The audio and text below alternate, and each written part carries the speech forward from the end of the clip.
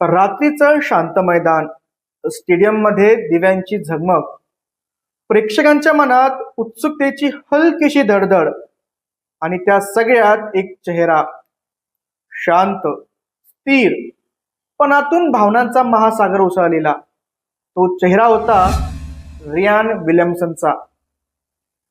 कदाचित त्या क्षणी फार कमी लोकांना माहीत होतं, हा फक्त एक डेब्यू नाही, ही एका प्रवासाची पराकाष्ठा आहे. एक अशी कथा जी दोन देशांमध्ये विणली गेली आहे. ऑस्ट्रेलियाच्या मातीवर वाढलेला, तिथल्या स्पर्धात्मक फुटबॉलमध्ये स्वतःची वेगळी ओळख निर्माण करणारा खेळाडू. त्याचा खेळ म्हणजे वेग, अचूकता आणि गोल समोरची निर्दयी शांतता.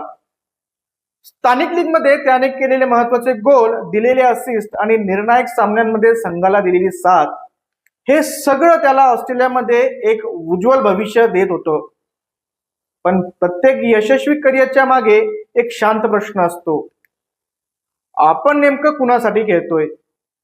रियानसाठी हा प्रश्न अधिक खोल होता, कारण त्याच्या रक्तात दोन देश वाहत होते. वडील ऑस्ट्रेलियन आणि आई भारतीय.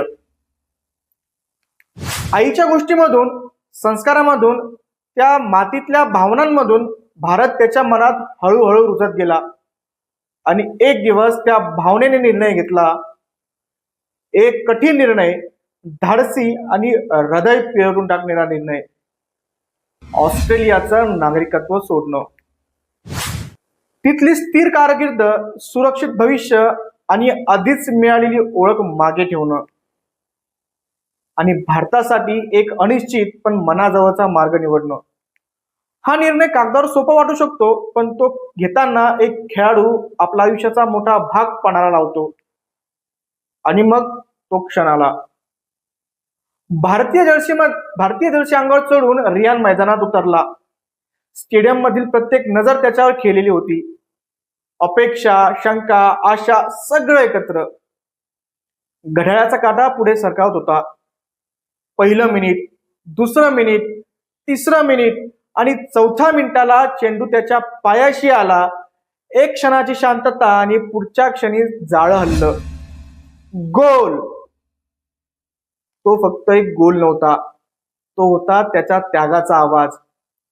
तो होता दोन देशांमधल्या नात्याचा उत्सव. तो होता एका मुलाने आपल्या आईच्या मातीला दिलेला पहिला सलाम.